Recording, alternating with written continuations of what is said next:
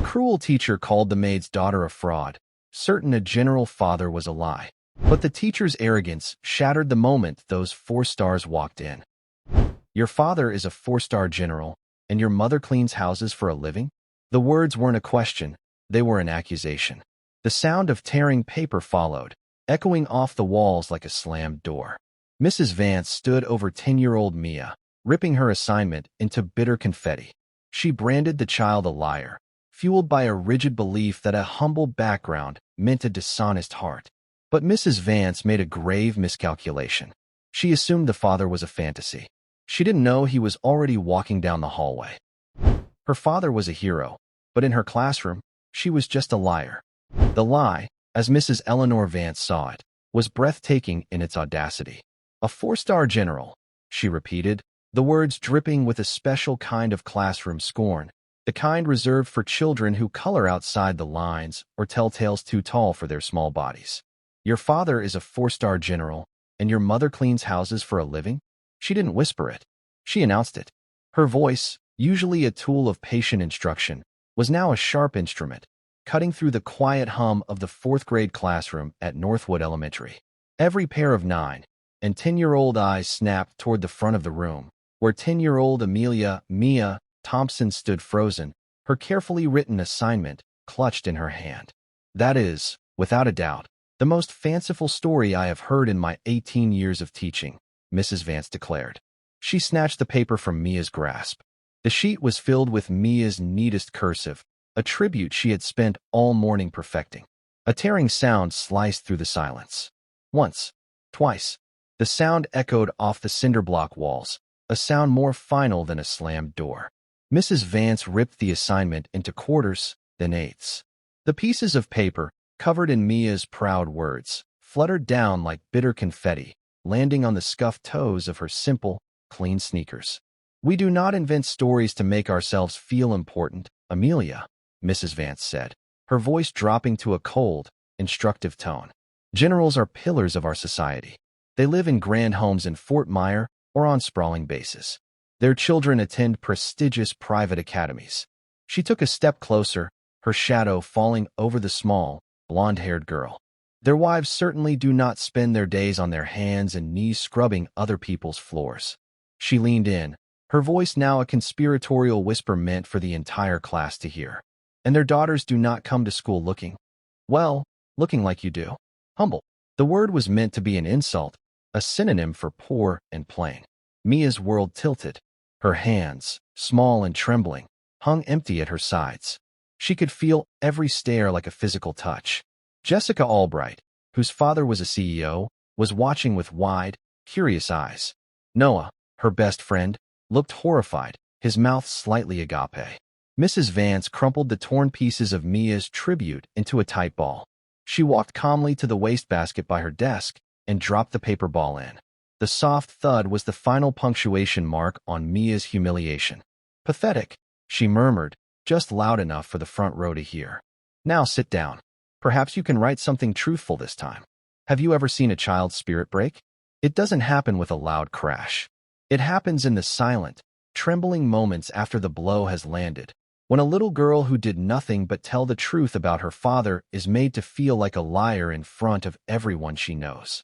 Just 3 hours earlier, Mia's world had been full of quiet joy. She woke not to an alarm clock, but to the distant, rhythmic sound of her father's morning workout in the living room. The soft thumps of his feet on the floorboards were as reliable as the sunrise.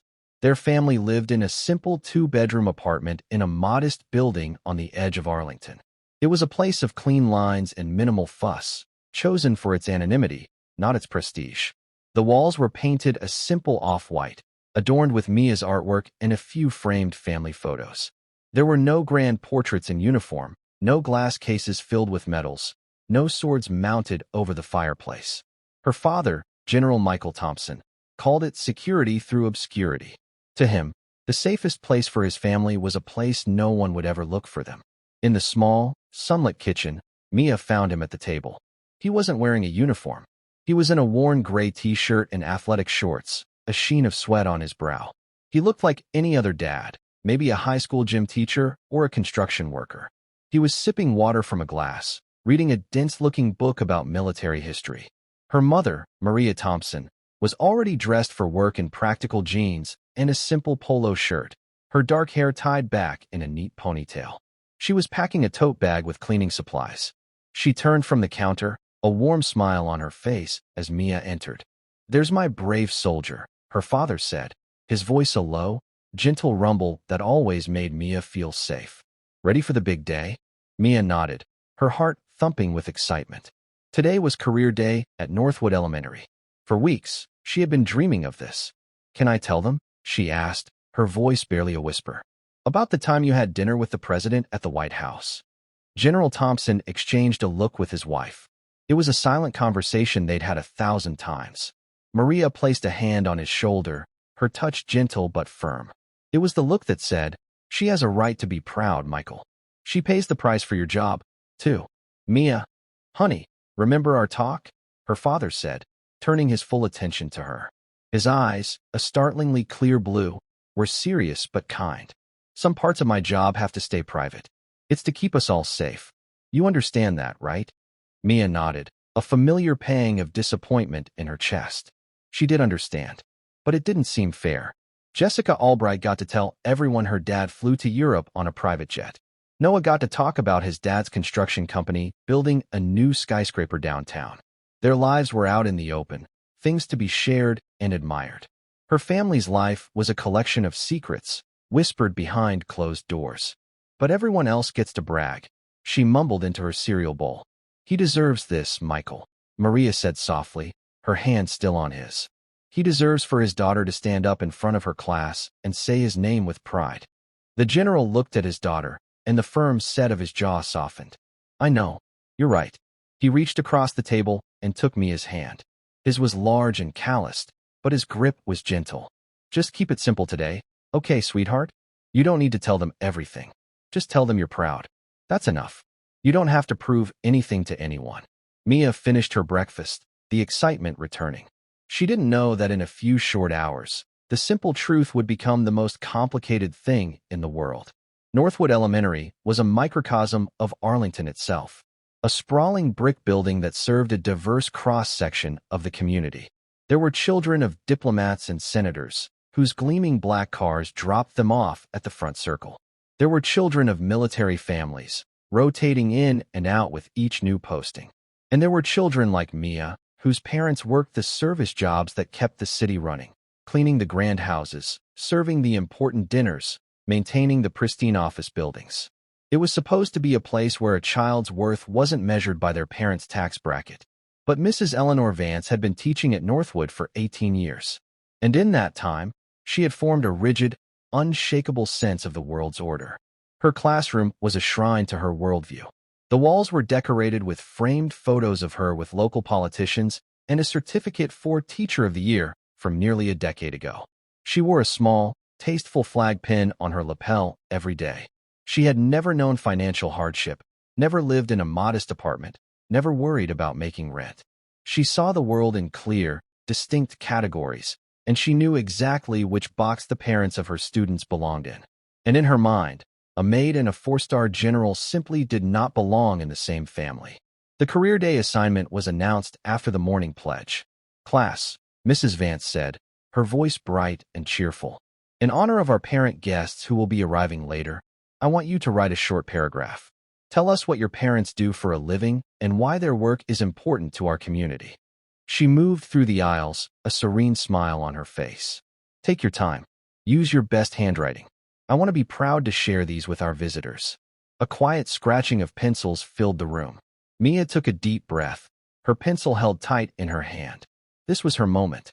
In careful, looping cursive, she began to write. "My father is General Michael Thompson.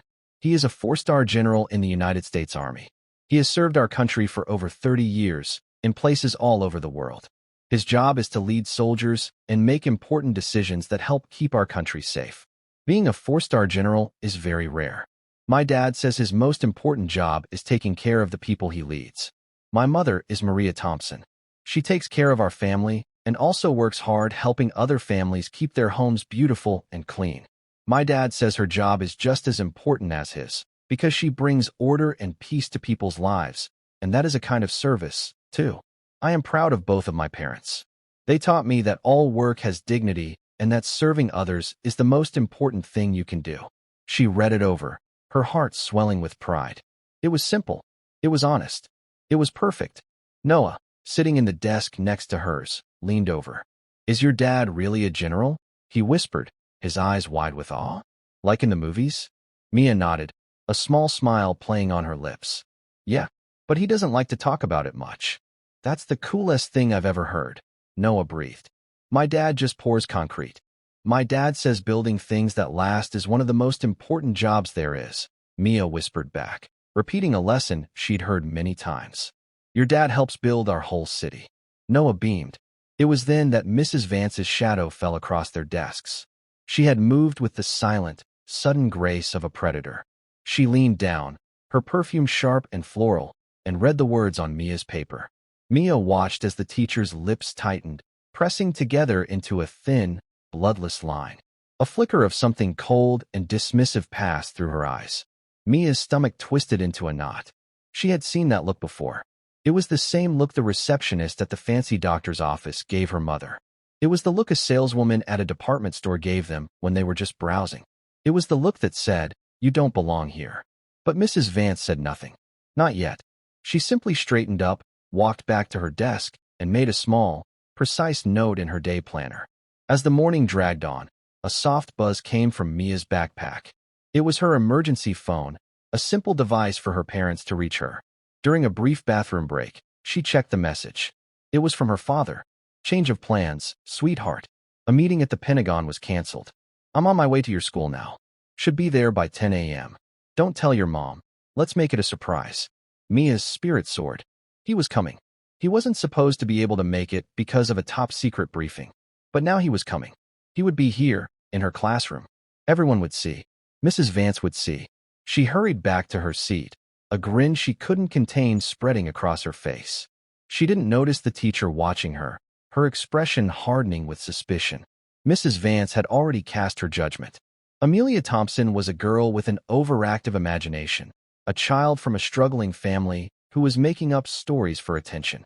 And today, in front of the entire class and their distinguished parents, Mrs. Vance was going to teach her a lesson about the importance of knowing her place.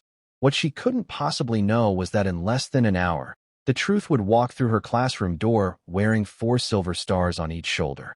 And the carefully constructed world of Mrs. Eleanor Vance was about to be torn apart, piece by piece. The parents began to arrive at 9:30 a.m., a parade of Arlington's professional class. There was Mr. Albright, Jessica's father, a CEO with a booming voice and an expensive suit. There was Dr. Chun, a renowned surgeon still in his light blue scrubs. There was Mrs. Davies, an architect who brought a rolled-up blueprint to show the children. Mrs. Vance greeted each of them with a deference that bordered on reverence, her smile wide and genuine. Maria Thompson was not among them. She was across town, cleaning a large house in a wealthy neighborhood, a job she had kept for years because it gave her a sense of normalcy and independence, a quiet life away from the rigid structure of the military world. Mia sat at her desk, her leg bouncing with a nervous energy she couldn't quell. She kept glancing at the clock on the wall, its slow, deliberate ticks marking the minutes until her father's arrival. 10 o'clock. Any minute now. All right, class. Mrs. Vance clapped her hands together, her voice ringing with authority. Before our wonderful guests begin their presentations, I'd love for some of you to share the paragraphs you wrote this morning. It's so important for us to honor the work our parents do. Her eyes scanned the room. Jessica, why don't you start us off? Jessica Albright stood, her posture perfect. She read in a clear, confident voice about her father's company, about international business and shareholder meetings. Mrs. Vance beamed as if she herself had negotiated the deals. Wonderful, Jessica. A true leader in our community. One by one, other students read. An accountant, a lawyer, a software engineer. Each was met with polite applause and a warm smile from Mrs. Vance. Then, her eyes landed on Mia. Amelia Thompson, you're next. The room fell quiet. Mia stood up, her paper trembling in her hands. She had rewritten it on a fresh sheet of notebook paper after Mrs. Vance had destroyed the first one. She had left out the part about her mother. This time, it was just about her dad. She took a shaky breath and began to read. My father is General Michael Thompson. He is a 4-star general in the United States Army. He has served our country for over 30 years. She didn't get any further. Stop. The word was not loud, but it had the force of a physical blow. The visiting parents looked up from their phones, their polite smiles faltering. Every child in the room held their breath. Mrs. Vance rose slowly from her chair behind her desk, her expression a mask of disappointment. Amelia, please bring that paper to me. Her heart pounding a frantic rhythm against her ribs. Mia walked the long journey to the front of the classroom. The floor seemed to stretch on for miles. She handed the paper to her teacher. Mrs. Vance glanced at it for a fraction of a second before setting it down on her desk, a gesture of dismissal. Class, and our honored guests, Mrs. Vance began, her voice taking on the tone of a moral philosopher delivering a sermon. This provides us with a valuable teaching moment. We've been talking about virtues this year. Honesty, integrity, humility. She placed a hand on Mia's shoulder. It felt heavy, proprietary. Amelia, I am going to give you a chance to be honest with all of us right now. The real truth. What does your father actually do for a living? Mia's throat felt tight. He's a general. Mrs. Vance's eyes narrowed. A sad, pitying smile touched her lips. My dear girl, I have been an educator in this community for nearly 2 decades. I know generals' families. I have taught their children. They are part of a very specific, very public world. She gestured vaguely toward the window, as if indicating a world Mia could not possibly belong to. They don't live in the Northwood apartment complex. Their children don't look so worried all the time. A few nervous titters rippled through the students. Mr. Albright shifted uncomfortably in his small chair. But it's true, Mia insisted, her voice small but clear. He keeps a low profile. For security. For security? Mrs. Vance's laugh was a short, sharp bark of disbelief. Oh, you mean like secret missions and classified documents? Amelia, that is the stuff of movies, not real life for a 4th grader. Jessica Albright raised her hand. Mrs. Vance, maybe his dad is like a different kind of general? Thank you for your generous spirit, Jessica, the teacher said, patting her prized student's shoulder. But kindness does not excuse dishonesty. This is about character. She turned her full attention back to Mia, her face hardening. I took the liberty of checking your school registration forms this morning, Amelia. Your mother filled them out. She listed your father's occupation as government employee. A very respectable job, to be sure. But it is a far cry from a 4-star general, isn't it? Tears welled in Mia's eyes, hot and shameful. She writes that on purpose. So people don't. So we can be normal.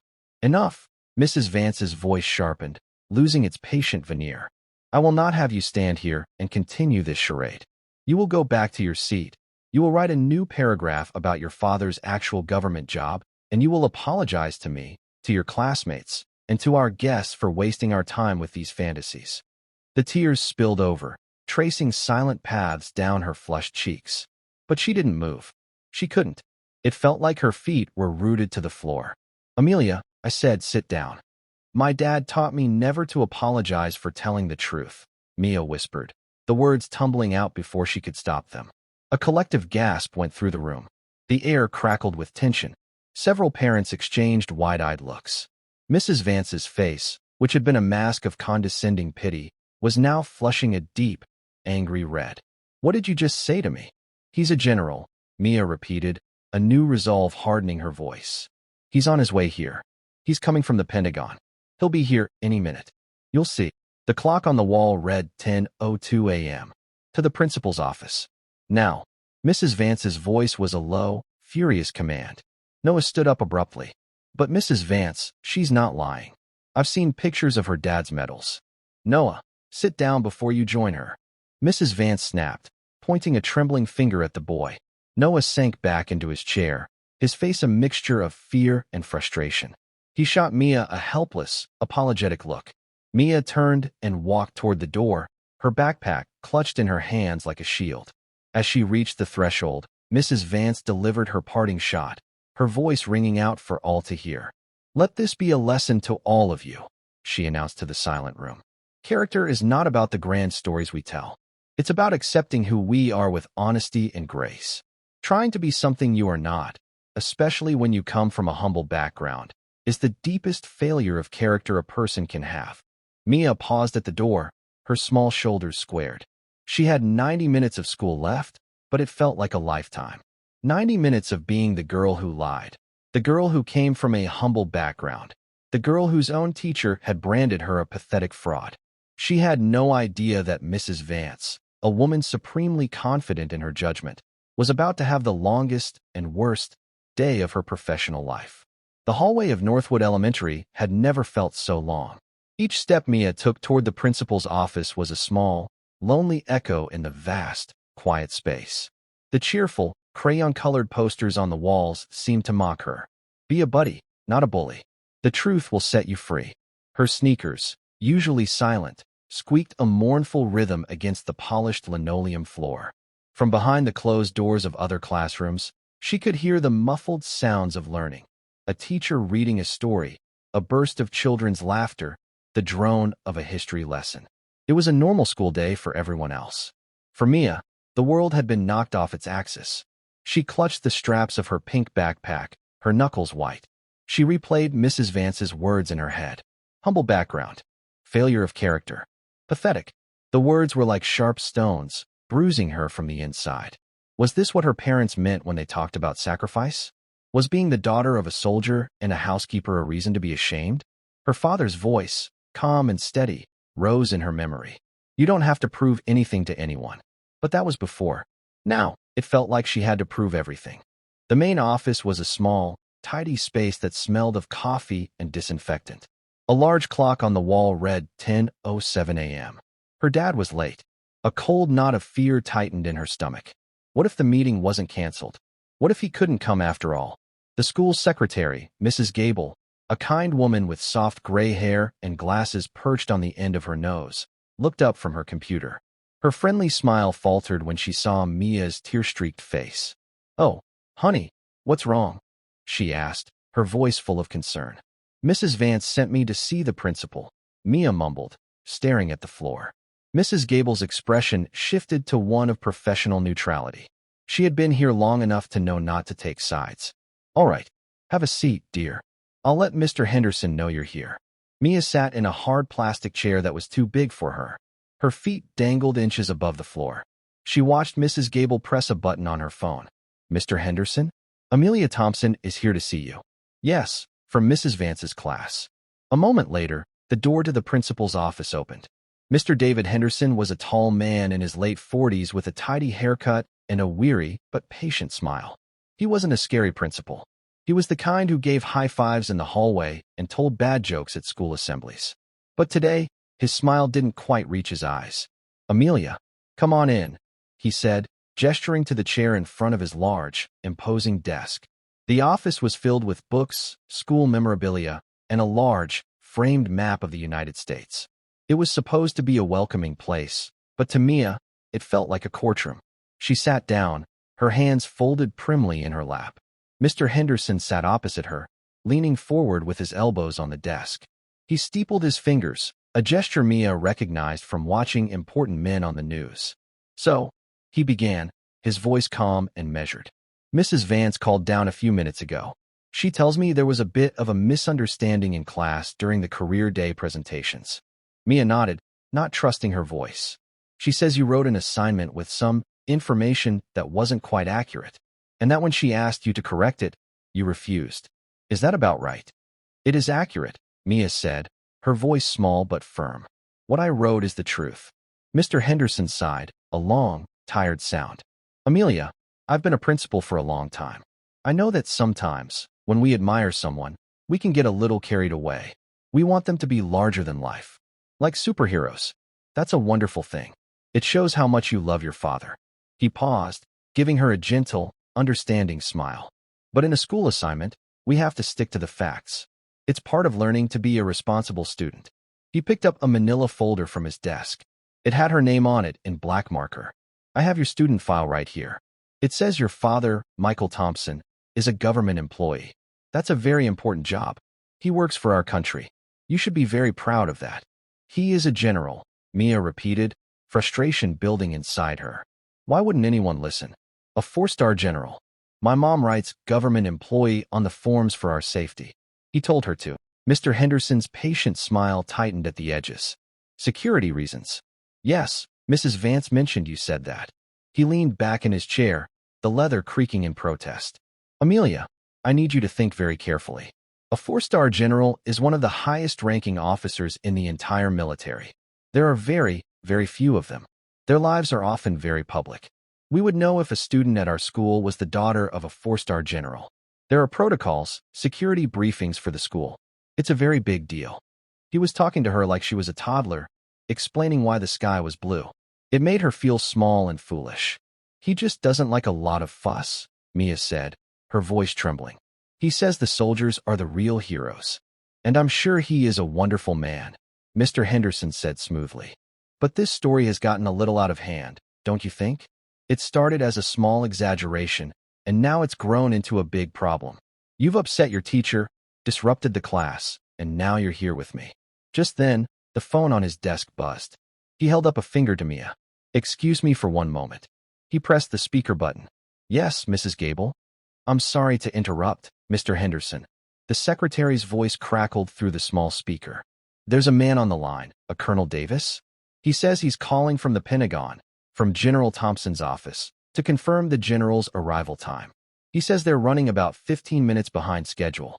I thought it might be some kind of prank. Mr. Henderson's eyes flickered toward Mia. He saw a little girl with big, hopeful eyes, and he made an assumption, just as Mrs. Vance had. This was part of the fantasy. The child had probably put a friend's older brother up to it. It was sad, really, how far she was willing to take this. Thank you, Mrs. Gable, he said, his voice laced with a weary authority. I'm sure it's just a misunderstanding. Tell the caller that this is a secure school line and we don't accept unsolicited calls. If he has a legitimate reason to contact the school, he can send an official email. He clicked off the phone before Mrs. Gable could respond. He turned back to Mia, his expression now less patient and more stern. Amelia, this has to stop. Involving other people in this story is not acceptable. You are a good student. You are bright. You are kind. And you have never been in trouble before. I don't want to see you go down this path. He leaned forward again, his voice dropping. Here is what we are going to do. You are going to go back to Mrs. Vance's classroom. You are going to quietly take your seat. When she gives you a moment, you are going to apologize for being disruptive. You will rewrite your assignment with the correct information.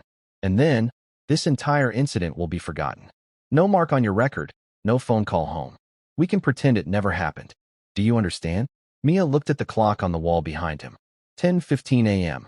Her father was supposed to be here 15 minutes ago. The phone call, the secretary had said they were running 15 minutes late. That meant he could be here any minute. She took a deep breath. She could do what Mr. Henderson said. She could apologize, write a lie on a piece of paper, and make it all go away. She could go back to being the quiet, good girl in the third row. Or she could trust her father. She could believe in the truth, even if no one else did. No, she said. Mr. Henderson blinked, taken aback. No, I won't apologize for telling the truth, Mia said. The words came out stronger than she expected. And I won't write a lie. The principal's face hardened. The last traces of his patient, understanding demeanor vanished. I see. Well, Amelia, you are leaving me with no choice. Disrespect and defiance are serious issues. He stood up, his tall frame seeming to fill the entire office. Return to class. You will sit there, and you will not participate until I have a chance to call your mother and schedule a conference. With both of you. He was using her mother as a threat. The thought of her mom having to leave work, to come into this office and be lectured because her daughter told the truth about her father, made Mia's blood boil.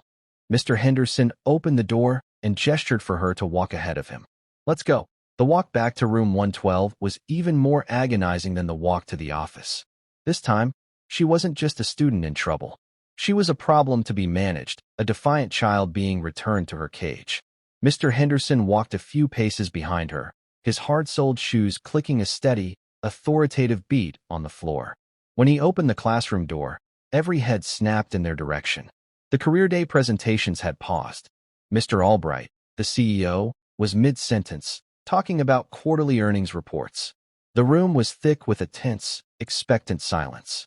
All the parents, all the students, they were all staring at her. At the little liar. Mrs. Vance, Mr. Henderson said in a low, official voice. Amelia will be rejoining you. She is to remain at her desk and work on an alternative assignment until I can speak with her mother. She will not be participating further in today's activities. Mrs. Vance gave a short, triumphant nod. It was the look of a person whose judgment had been validated by a higher authority. Mia walked back to her desk, her face burning with shame. She slid into her chair, avoiding Noah's worried gaze. She felt completely and utterly alone, an island in a sea of disbelief. She stared down at the smooth, empty surface of her desk. The clock on the wall now read 10:22 a.m. Her dad had said he'd be there. He had promised. But as the seconds ticked by, a terrible, heavy doubt began to settle in her heart. Maybe Mrs. Vance and Mr. Henderson were right.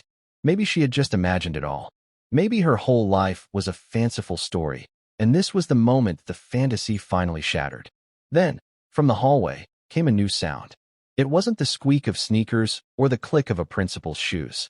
It was the sound of multiple pairs of heavy, polished boots moving in perfect, practiced unison. It was a sound of purpose, of authority, of a world that did not ask for permission to enter. Heads turned toward the classroom door. Mrs. Gable, the secretary, appeared in the doorway, her face pale and flustered. "Mr. Henderson," she said, her voice a reedy whisper. "You have visitors." Mr. Henderson turned, a flicker of annoyance on his face at the interruption. "Yes, Mrs. Gable, what is it?" "I'm in the middle of—" He stopped. Standing just behind the flustered secretary were two men. They were not parents. They were tall and broad-shouldered, dressed in dark, impeccably tailored suits with earpieces discreetly fitted into their ears. Their eyes, sharp and intelligent, swept the room in a single, practiced glance, assessing every person, every exit, with an unnerving stillness. They moved with a silent, coordinated grace that was completely alien to the cheerful chaos of an elementary school. Mr. Henderson's mouth went dry. "Can I help you, gentlemen?" he asked, his voice a few notes higher than usual. One of the men gave a slight, almost imperceptible nod. He didn't look at the principal. He looked past him, his gaze fixed on a point in the hallway. Then he stepped aside, and then he walked in. The man who entered the classroom was not just a father. He was an event. He was tall, with a commanding presence that seemed to suck all the air out of the room. He was wearing the United States Army dress blue uniform, a garment of such crisp precision it looked like it was forged from midnight and honor. On his chest was a breathtaking display of medals and ribbons, a rainbow of courage that told a silent story of service in faraway, dangerous places. On each shoulder, set against the dark blue fabric, were 4 silver stars. They caught the fluorescent lights of the classroom and seemed to burn with a cold, brilliant fire. The effect was instantaneous and absolute.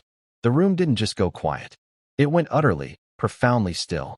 The low hum of the building's ventilation system, a sound no one had noticed a moment before, was now a roar in the dead silence.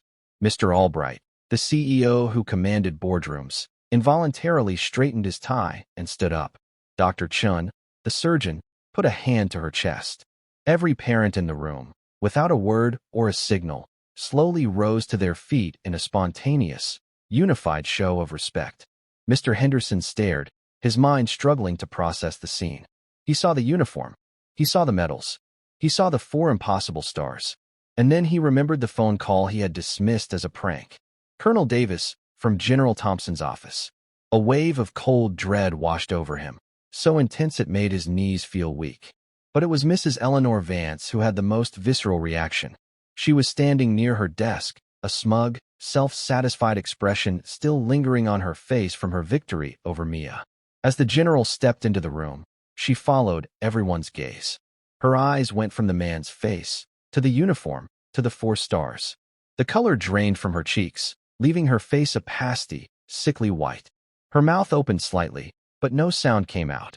The carefully constructed world she inhabited, a world of clear social strata and unshakable assumptions, was shattering before her very eyes. The humble background she had mocked, the fanciful story she had torn to pieces, was now a 6'2" reality standing in her classroom. She took a half-step back, her hand fumbling for the edge of her desk, as if to steady herself. The general's gaze swept the room once, his clear blue eyes taking in the scene. The parents standing awkwardly, the stunned teachers, the wide-eyed children. But his eyes didn't linger on any of them. They searched the room for only one person. They found her, sitting small and alone at her desk in the third row. Mia had been staring at her hands, lost in her misery. But the sudden, absolute silence made her look up. She saw the men in suits, and then she saw him. Her father. Not Dad in his worn gray t-shirt. Not Dad in his simple weekend jeans. This was General Michael Thompson, the man she had only seen in pictures and history books her dad kept in his study. And he was looking right at her. Everything she had been holding inside, the shame, the fear, the desperate hope, broke free. "Dad," she whispered. The word was small, fragile, but in the silent room, it was a thunderclap. The professional mask on General Thompson's face cracked. The soldier disappeared, and for a single, powerful moment, he was just a father. He saw his daughter's tear-stained face, her slumped shoulders, and the empty desk where her tribute should have been. The sight seemed to wound him more than any physical blow ever could. He ignored the principal. He ignored the teacher. He crossed the room in 3 long, purposeful strides that spoke of battlefields and command tents. He didn't care about protocol or the stunned audience. He knelt, the crisp fabric of his uniform creasing as he brought himself down to her level, right there in the aisle between the desks. He gently took her small, trembling hands in his. "I'm here, Mia," he said, his voice a low, gentle rumble meant only for her. "I'm here, sweetheart. I'm so sorry I was late." The traffic from the Pentagon was difficult. Mia launched herself into his arms, burying her face in the starched, unfamiliar fabric of his uniform. She sobbed, not with the quiet, shameful tears from before, but with great, shuddering waves of relief. He was real. He was here. She wasn't a liar. She held on to him as if he were the only solid thing in a world that had been spinning out of control. He held her just as tightly, one large, steady hand stroking her blonde hair. The embrace lasted no more than 20 seconds, but in that time, the entire story of the morning was rewritten. Every parent in that room, every child, every administrator, understood the profound injustice they had just witnessed. They had watched a teacher systematically dismantle a child's spirit for the crime of telling the truth. And now, they were watching a father put the pieces back together. General Thompson gently set Mia back in her chair, though he kept one hand firmly on her shoulder, a silent promise of protection. He stood to his full height, his posture once again that of a commander. He turned, not to Mrs. Vance, but to the principal, who was now standing by the door, looking utterly lost. "Principal Henderson, I presume." The general's voice was calm, professional, but it carried an authority that made the principal's title sound flimsy and insignificant. Yes, sir. General," Mr. Henderson stammered, his face flushed with embarrassment. We weren't expecting. I apologize for the confusion at the entrance." "The confusion was not at the entrance, Mr. Henderson," the general stated simply. The words were not an accusation. They were a statement of fact, which made them all the more damning. His eyes moved from the principal to the teacher, who was now standing frozen by her desk, looking like a statue carved from fear. "You must be Mrs. Vance," he said. His tone was level, without a trace of anger, yet it was the most intimidating sound Mrs. Vance had ever heard. Yes, sir," she whispered, her voice barely audible. "General, I can explain. There was a terrible misunderstanding." "A misunderstanding." The general repeated the word, letting it hang in the air. "My daughter was called a liar in front of her peers and visiting parents. Her schoolwork, a tribute to her family, was torn up and thrown in the garbage. She was publicly shamed and sent from the room for speaking the truth about her father's service to this country." He paused, his gaze unwavering. "Please, Mrs. Vance, explain to me exactly which part of that was a misunderstanding." Mrs. Vance paled further. She had no answer. Every reason she had cooked up in her mind now sounded like the pathetic excuse it was. She lives in an apartment. Her mother cleans houses. She doesn't look the part. How could she say those things to this man? This man who embodied a level of dignity and service she couldn't possibly comprehend. I didn't know," she finally managed to say, the words choking her. "There was no way for me to verify." "You did not verify," the general corrected her, his voice still quiet, still precise. "You assumed. You made a judgment about my daughter about my wife, about my family, based on nothing more than your own narrow prejudice. You saw a housekeeper and a little girl in simple clothes, and you decided their truth was impossible. He adjusted the cuff of his uniform jacket. Ma'am, I have led men and women in situations where a wrong assumption can cost lives.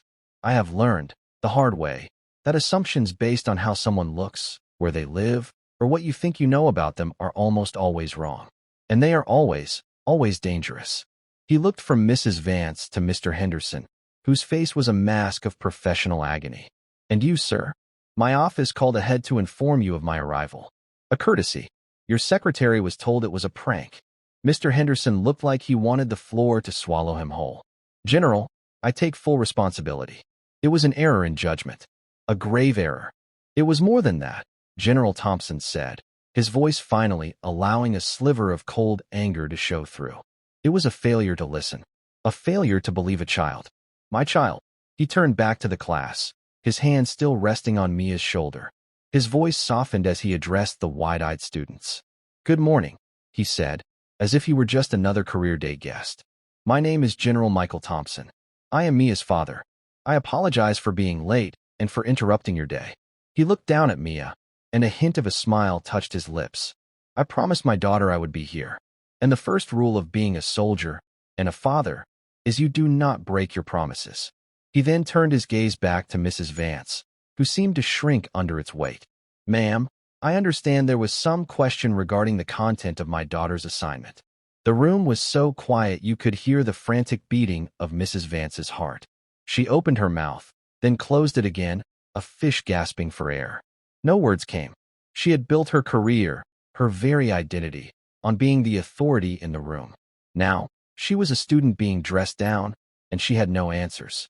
Principal Henderson, seeing his teacher flounder, stepped forward, attempting to regain a shred of control. General Thompson, please. We are deeply honored by your presence. Perhaps you would be willing to speak to the students about your career? We would all be fascinated to hear. It was a desperate attempt to change the subject, to smooth over the gaping wound in the room's decorum. The general considered it for a moment, then gave a single, sharp nod. Thank you, Mr. Henderson. I will.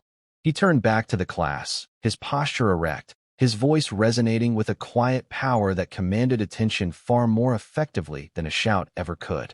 Mia, still seated, held onto the sleeve of his uniform, anchoring herself to him. My daughter, Amelia, wrote in her assignment that I am a 4-star general in the United States Army. That is correct, he began, his voice clear and steady. She wrote that I have served this country for 32 years. That is also correct. I have been stationed in places like Germany and South Korea. I have commanded soldiers in combat zones in Iraq and Afghanistan. Today, my job is here in Washington, D.C., at the Pentagon, where I work with other leaders to help form our nation's military strategy. The students stared, their mouths agape. This wasn't like the other parents' presentations. This was history, alive and breathing in their classroom. Noah looked at Mia with an expression of pure, unadulterated awe. Jessica Albright, the CEO's daughter, looked as though she was seeing a real-life superhero for the first time. The general's eyes softened as he looked down at his daughter. Mia also wrote that my wife, her mother, works hard cleaning homes, and that her work is a form of service. She is absolutely correct. He looked out at the parents and teachers. My wife, Maria, is the strongest person I know. For 30 years, she has managed our home, raised our daughter, and held our family together through a dozen moves and 6 combat deployments. She has endured Christmases alone, birthdays on a video call, and years of uncertainty. The work she does for other families, bringing order and peace to their homes, is her choice. It is work she takes pride in. It is work that has dignity. Any person who believes that one form of service is more honorable than another does not understand the meaning of the word. His gaze settled once more on Mrs. Vance. When a child in your care tells you their truth, ma'am, especially a truth that might not fit neatly into the little boxes you have created for the world, your first duty is not to doubt. It is to listen, to assume the best in them, not the worst. You teach these children about character. But what character is there in a world that judges a family by the size of their house instead of the size of their sacrifice? The silence that followed was heavy with shame. It was broken by a small, choked sob. It came from Mrs. Vance. The tears she had forced upon Mia earlier were now her own. They streamed down her face, washing away the last of her rigid composure. "General," she whispered, her voice cracking. I owe your daughter an apology." She didn't wait for his permission. She turned to face Mia, her eyes red and pleading. She walked the few steps to Mia's desk and knelt, just as the general had done. It was an act of profound surrender, a teacher kneeling before her student. "Mia," she said, her voice thick with emotion. "I was wrong. I was so terribly wrong. I made assumptions about you. I judged you and your family based on my own ignorance. I didn't believe you. And because I didn't believe you, I hurt you. In front of everyone." Her voice broke completely. "You told the truth, and I punished you for it. You deserve my respect. You deserve my trust. And I failed you. As a teacher, and as a person. I am so sorry." Mia looked from the weeping teacher to her father's calm, steady face. He gave her a small nod. The choice was hers. Mia took a breath, her small voice cutting through the emotional tension in the room. "My dad says that everyone makes mistakes. He says the important part is what you do after." She looked directly at her teacher. I think you need to believe kids more, even if their stories sound big." "I will, Mia," Mrs. Vance choked out, wiping at her eyes with the back of her hand. "I promise you I will." Just then, Noah was escorted back into the room by Mrs. Gable, who had been sent to retrieve him. General Thompson saw the boy's worried face, and after a quiet word from Mia, he understood who he was. The general walked over to Noah, extended his hand, and shook the boy's hand formally. "I'm told you stood up for my daughter," the general said, his voice warm. "That took courage. More courage than you know. Thank you." Noah's face lit up with a grin so wide it looked like it might split his face in two. "Why, yes, sir. Mia's my best friend." The social order of the classroom, so rigidly enforced by Mrs. Vance, was now completely upended. Mr. Albright, the CEO, approached General Thompson, his hand extended. "Sir, it is an honor. I sit in meetings all day with people who think they're important. What you just said about service and about listening, that was a lesson I needed to hear." Another parent, a woman who had been quiet all morning, came forward. "General, my husband is a master sergeant at Fort Belvoir. We just moved here. Thank you. Thank you for showing them what our lives are really like." Principal Henderson, seeing a path to redemption, made an announcement to the stunned room. Effective immediately, Northwood Elementary will be implementing mandatory implicit bias training for all faculty and staff. What happened in this classroom today is a failure of our core mission. It will not happen again. Mrs. Vance, still on her knees, looked up and nodded. "I'll be the first one to sign up," she whispered. Then, the general did something no one expected. He reached into the inner pocket of his uniform jacket and pulled out a small, heavy object. It was a coin, thick and made of brass, with an intricate military crest on it. A command coin. He pressed it into Mrs. Vance's trembling hand. "Ma'am, I am not giving you this for what you did this morning," he said, his voice gentle now. "I am giving it to you for what you did just now. For that apology. That took a different kind of courage. Let it be a reminder. Growth does not come from our successes. It comes from how we handle our failures." Mrs. Vance clutched the coin as if it were a lifeline, nodding, unable to speak. For the next half hour, General Thompson held the classroom spellbound. He didn't talk about battles or strategy. He talked about teamwork. He talked about what it felt like to be a young soldier far from home. He answered questions about his uniform, about what the different medals meant, about whether the food in the army was really as bad as people said. He made every child feel seen, and every parent's career feel valued. At the end, Mr. Henderson suggested a class photo. The students gathered around the general, buzzing with excitement. Mia stood directly in front of him, her hand held firmly in his, her face alight with a smile that was pure, radiant joy. That photograph, snapped on the principal's phone, would soon find its way onto the school's social media page, and from there, into the wider world. But in that moment, it was just a picture of a father and a daughter who had been to a battlefield and back that morning, and a father who had come to bring her safely home. Finally believed, finally seen. That evening, in their simple, tidy apartment, the same apartment Mrs. Vance had used as evidence of their insignificance, the Thompson family sat together on their worn but comfortable couch. Maria had come home early from work after a tearful, rambling phone call from Mr. Henderson. Now, she sat with Mia tucked under one arm, still in her work clothes. General Thompson sat on the other side, out of his uniform, back in his familiar jeans and a t-shirt. He was just Dad again. "How are you feeling, my little warrior?" Maria asked, stroking Mia's hair. "Tired," Mia admitted. "But good. What did you learn today, sweetheart?" her father asked, his voice gentle. Mia thought for a long moment. "I learned that telling the truth can be really, really hard. And scary. But you have to do it anyway." She looked up at her father. "And I learned that sometimes, the people who are supposed to protect you are the ones who hurt you the most." The words, so adult and painful, hung in the air. "But Dad," she asked, "why do we have to hide? If you had just told the school who you were from the beginning, none of this would have happened." It was the question that had been haunting him all afternoon. He leaned forward, his expression serious. "Mia, your value, your worth, has absolutely nothing to do with the stars on my shoulders. You are important because you are you. You are kind and brave and honest. I never wanted you to grow up thinking you needed my rank to matter." He sighed. "But I see now that in trying to protect you, I put you in a terrible position. I made you carry a secret that was too heavy for you. You should never have had to fight that battle alone. And I promise you, that will never happen again." From that day forward, something at Northwood Elementary changed. The implicit bias training became a cornerstone of the school's culture. Mrs. Vance became its most passionate advocate, using her own story not as a source of shame, but as a powerful cautionary tale. She kept the command coin on her desk, a constant reminder of her failure and her redemption. Her classroom became a place where every child's story was treated as sacred. The photograph of the general and Mia went viral, a potent symbol of a truth defended and an injustice rectified.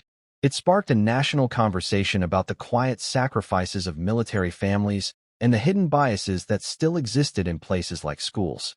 But for the Thompson family, life returned to its quiet rhythm. General Thompson still went to his important job at the Pentagon. Maria still went to her housekeeping jobs, finding peace in her simple, orderly work. And Mia went back to being a fourth grader. But she was different. She walked a little taller. She spoke with a new confidence. She had faced down the dragons of doubt and disbelief, and she had won.